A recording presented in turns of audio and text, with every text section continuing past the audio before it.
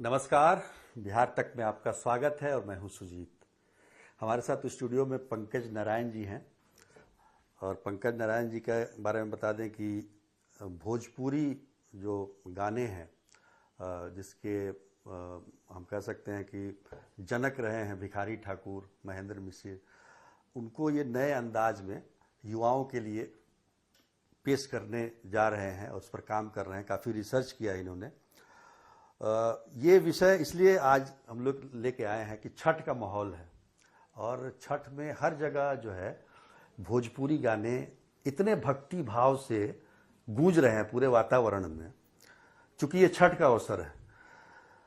लेकिन यही जब छठ बीत जाएगा और उसके बाद जो भोजपुरी गानों की जो गाने के बोल हैं वो कान से सुने नहीं जाते हैं और सब लोग चाहता है कि खाली हम ही सुने, दूसरा कोई ना जाने कि हम भोजपुरी गाना सुन रहे हैं। तो ये भोजपुरी में अश्लीलता क्यों? देखिए छठ का कितना बढ़िया बज रहा है, सब जगह बज रहा है। आज देखिए शारदा सिन्हा हमारी जो मतलब उनके बिना तो छठ की कल्पना नहीं की जा सकती, छठ गीतों की। और आज वो हॉस्पिटल में हैं, एम्स में भर्ती हैं और हम उनके शीघ्र स्वस्थ होने की कामना भी करते हैं। तो पंकज जी ये बताइए कि ये छठ का गाना इतना सुरीला लिखते हैं लोग, और सुरीला क्या मतलब भक्ति से पूर्ण, और सुनने में भी काफी अच्छा लगता है। बाकी गाने ऐसे अश्लील क्यों होते हैं?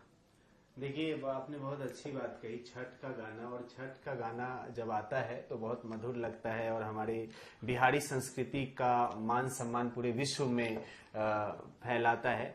तो ये छठ का गाना बिहारी संगीत में वैसे ही आता है जैसे बाहर कमाने गया हुआ पति छठ में ही घर आता है और फिर जब वो चला जाता है तो उसी तरह के विरह में स्त्री तड़पती है। उसी तरह बिहारी संगीत भी उसी तरह से तड़पता है उस तरह के संगीत के लिए। क्योंकि हम अगर बिहारी फोक देखें, चाहे भोजपुरी की बहुलता है और भी जो मगही, अंगिका, मैथिली, इनमें भी जो और इसके जो रचनाकार हुए हैं जितने भी, उन्होंने स्त्री पक्ष का गाना हमेशा लिखा है। चाहे वह स्त्री सौंदर्य की बात हो, उनकी सुंदरता की बात हो, उनके मन की फीलिंग की बात हो, या उनके विरह की बात हो, पलायन से तड़पती हुई स्त्रियों के लिए गाने लिखे गए हैं जिनका आपने नाम लिया।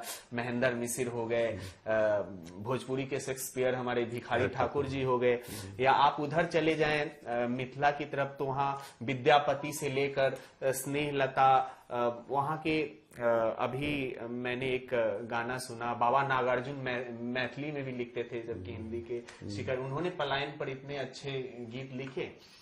तो जो मिला जुला कर बिहार का जो पूरा सामाजिक ताना बाना है वो स्त्रियों पर केंद्रित है, खास करके साहित्य स्त्री विमर्श पे। तो इसीलिए छठ का माहौल बहुत सुंदर लगता है, क्योंकि और छठ के बाद अभी लगन का महीना, गानों में कहानी भी होती है और छठ के तुरंत बाद लगन आएगा तो लगन में फिर शारदा सिन्हा आएंगी, फिर आप लगन के गीत शारदा सिन्हा। इसीलिए शारदा सिन्हा जी आज के डेट में बिहारी संगीत की ब्रांड एम्बेसडर कहिए और विगत कई दशक से हैं।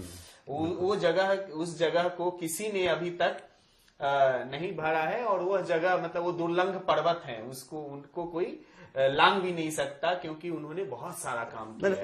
उस कड़ी में हम कह सकते हैं मैथिली ठाकुर थोड़ा बहुत अभी युवाओं में अभी उनका थोड़ा सा युवाओं में वो अश्लील नहीं गाती हैं, बिल्कुल नहीं। और बीच में भी कई सिंगर थी, देवी थी जिन्होंने लगातार लेकिन बात यहाँ पंकज जी आ जाती है क्या, कमर्शियल जहां तक मतलब व्यवसायीकरण की बात होगी तो ऐसा देखा जाता है कि भाई आप साफ सुथरा गाना गाइए और अश्लील गाना गाइए, तो अश्लील ज्यादा चलता है। तो इसके लिए दोषी कौन है?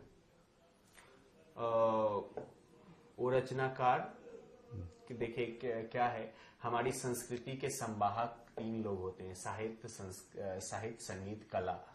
तो साहित्य में आप भी आ गए, हम जैसे फिल्म मेकर्स भी आ गए, संगीत में जो लिखते हैं, गाते हैं, जो बहुत ही तेजी से प्रभाव डालता है कला के माध्यम से, यही 3 संवाहक होते हैं।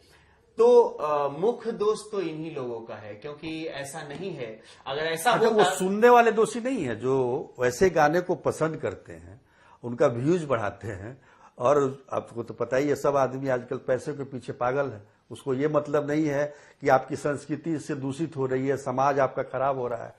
देखिए, एक नैरेशन बनाया गया है कि क्या है, इससे मैं थोड़ा सा असहमत हूं। यह एक प्रॉपर नैरेशन बनाया गया है कि यही बिकता है। अब जब यही बिकता तो शारदा सिन्हा को आज कोई नहीं जानता। इसका यह मतलब है कि अभी भी पूरे यूट्यूब में पूरे भारत का नंबर 1 गाना कौन सा है? सबसे ज्यादा व्यूज किस गाने को मिला है? हनुमान चालीसा। बिल्कुल। तो ऐसा नहीं है। हरिओम शरण हरिहरन जी ने गाना गाया हो, और अभी भी हमारा ट्रेंडिंग भजन होता है। दिक्कत क्या है? यह प्रतिभा की कमी है। ये लोग गा ही नहीं सकते, इनका सुर नहीं लगता। इसीलिए आपने देखा होगा कि बिहारी भोजपुरी म्यूजिक में ऑटो ट्यून का इस्तेमाल किया जाता है, ताकि इतना के आवाज आएगी, और उनके पास तो अच्छे शब्दों को अच्छे तरीके से पेश करना होता है, तो उनमें वो टैलेंट ही नहीं है। और टैलेंट नहीं होने के बाद अगर वही बिकता तो मैथिली ठाकुर पॉपुलर नहीं होती। तो यह गलत नैरेशन प्रतिभाहीनता को छुपाने के लिए और पॉर्न को बेचने के लिए, क्योंकि पॉर्न तो बिकेगा और उसको खुलेआम उसका मार्केट बड़ा कैसे किया जा सकता है? तो बच्चों के बीच, युवा पीढ़ी के बीच उसको ले जाके। तो यह सबसे बड़ी एक साजिशन किया गया है, क्योंकि उनके पास प्रतिभा नहीं है, वो गा नहीं सकते, उनका एक सुर नहीं लगता है। तो क्या करेंगे? गलत चीजों, गंदी चीज को आप बोलिएगा तो जो लोग कमरे में छुप के जो चीज देखनी पड़ती थी, जो पॉर्न कमरे में छुप के देखना पड़ता था, अब खुलेआम देख रहे हैं। आप मंच देखिए, जो मंच भोजपुरी के मंच सजाए जाते हैं, उसपे क्या होती है? एक सिंगर, गायिका है, एक गायक है, एक दूसरे पर अभद्र टिप्पणी कर रहे हैं, उनके अंगों की चर्चा कर रहे हैं। और ये जो सौंदर्य बोध से वासना बोध तक का सफर है, और इसका जो कॉमर्शियल जो इसका एक किया गया है, यह पूरा का पूरा नैरेशन, और इसमें म्यूजिक कंपनियां भी बहुत शामिल हैं। उनको पता है कि हम पॉर्न को कैसे बेचे। जैसे आप ने देखा होगा कि शिल्पा शेट्टी और उसके हस्बैंड को पॉर्न शूट करने के लिए अरेस्ट किया गया, उस पर केस चलाया गया।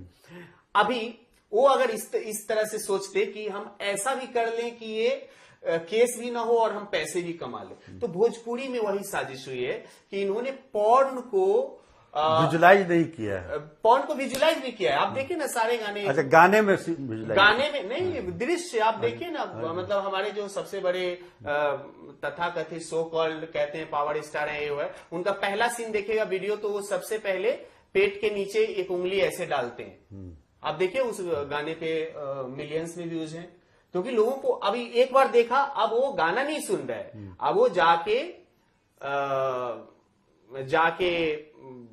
देख रहा है, वीडियो देख रहा है। और शरीर का एक अंग है, पता नहीं इस कैमरे पे हम बोल भी नहीं सकते।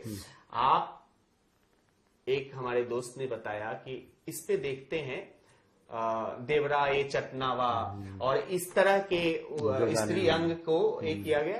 तो वो उन्होंने बोला कि देखते हैं इस अंग पे कितने गाने बने हैं।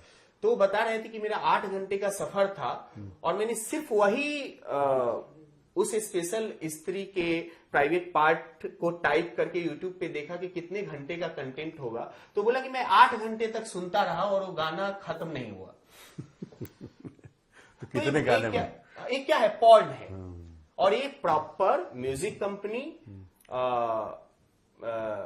एवरेज टैलेंट सिंगर्स, उन्होंने अपने कमाने खाने के लिए यह एक बनाया है। और इससे, जैसे मैं तो कहता हूं कि जिस तरह से पॉर्न को लेकर कानून है, वो सेम कानून इस्तेमाल करके इन लोगों को भी अरेस्ट किया जाना चाहिए। और लेकिन ये ठीक कैसे आप जो कर रहे हैं, वो कैसे आपको लगता है कि जो आप भिखारी ठाकुर या फिर महेंद्र मिश्र का गाना नए अंदाज में पेश करेंगे, वो इन गानों को चुनौती दे सके? किया है मैंने। अभी साल भर में कुछ गानों को बहुत सफलता मिली है और बहुत लोग सुन रहे हैं। आज दहेज पे हमने गाना बनाया, जो हमारी बूढ़ी दादी ये सब गाती थी, हाथी लेवे घोड़ा लेवे लेवे हीरो होंडा, लगायब 4 डंडा, दिमाग होवे ठंडा। अब इस गाने को हमने जब बनाया, हमारी एक बिहार की सिंगर है, मिथिला से आती है, प्रिया मल्लिक, जब उसने गाया तो उसको इतने व्यूज मिले, उसको आप समझिए कि एक एक रील पर 35-40 मिलियन व्यूज मिलने लगे। और लगभग लाखों लड़कियों ने उसको बोला कि ये हमारे दहेज के खिलाफ टाइटल सॉन्ग है। तो आज के डेट में भी वैसे गाने हिट हुए। और सबसे बड़ा उदाहरण जो आपने भी बताया मैथिली ठाकुर है। मैथिली ठाकुर ने क्या गाया है?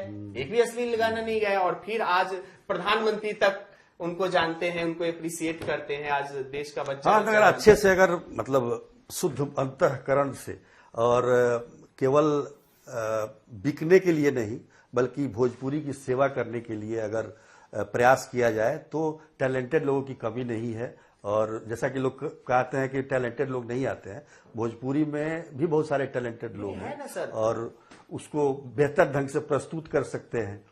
ताकि मैं सीधी बात मैं एक बताता हूं, यह पूरा का पूरा मामला अपराध का है।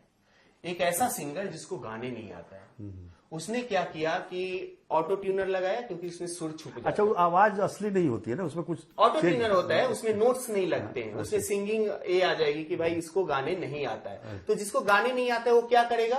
उसने क्या किया? पॉर्न बेचना शुरू किया। बात व्यूज की है तो मैं आपको कई यूट्यूब पे जाइए, सांप छुछुन्नर का वीडियो देखिए, उनसे ज्यादा व्यूज लेके आते हैं वो। ऐसा नहीं है कि पब्लिक पसंद कर रही है, पब्लिक तो सांप छुछुन्नर भी पसंद कर रही है, तो हम घर में सांप छुछुन्नर पालना शुरू कर दे। क्योंकि पॉर्न इजी मार्केटिंग है, और पॉर्न बेचने के लिए तो ये जो जितने सारे सिंगर्स हैं वो दरअसल क्रिमिनल्स हैं। वो क्राइम कर रहे हैं और खुलेआम कर रहे हैं, एक ऐसा क्राइम कर रहे हैं जिसकी कोई सजा मुकर्रर नहीं। वो तो फिर चुने भी जा रहे हैं। हाँ, वो बड़े बड़े संवैधानिक पद। अच्छा, वो कैसा है कि जैसे एक आदमी मार्केट में जाता है, वो जब संवैधानिक बड़े पदों पे जाते हैं और कहते हैं कि मैं भोजपुरी का सम्मान बढ़ाने के लिए, भोजपुरी की रक्षा करने के लिए लड़ाई करूंगा, तो अभी तक क्या कर रहे थे? अभी तक भोजपुरी ये ऐसा ही है कि कोई किसी का लड़की का रेप करके आए और बोले कि उस लड़की को मुझे सम्मान दिलाना है। ऐसा ही है जैसे अश्लीलता के खिलाफ स्टूडियो में आपके यहाँ इंटरव्यू देके निकले और तुरंत दूसरे स्टूडियो में 5 अश्लील गाना गा दिया। ये ऐसा ही है जैसे मार्केट में गए और नाक बंद करके कहे कि भैया मुझे नॉनवेज नहीं खाना है, 2 किलो मटन तौल के दे दो। तो ये एक पूरा का पूरा क्राइम है, और बहुत ही तरीके से म्यूजिक कंपनियों द्वारा पैसे कमाने के लिए, सिंगर्स द्वारा जो सिंगर नहीं है पैसे कमाने के लिए, जिनको 2 पैसे का ज्ञान नहीं है, जिनको यह पता नहीं है कि लकीर कैसे खींची जाती है, वो बोलते हैं कि हमने बहुत बड़ी लकीर खींच दी है, लेकिन दूसरी लाइन उनका खुद का जवाब है कि मैंने बहुत बड़ी लकीर खींच दी है जिस पर तुम कीड़े मकोड़े की तरह रेंग रहे हो, तो आपने हमें कीड़ा मकोड़ा बना दिया है। चलिए, समझ की बात है, आपने बहुत अच्छी बात कही, और आशा करते हैं कि इसी तरीके से भोजपुरी से अश्लीलता का जो ठप्पा लगा है वो समाप्त होगा। पंकज जी, आप हमारे स्टूडियो में आए, बहुत बहुत धन्यवाद आपका। Thank you. नमस्कार। नमस्कार।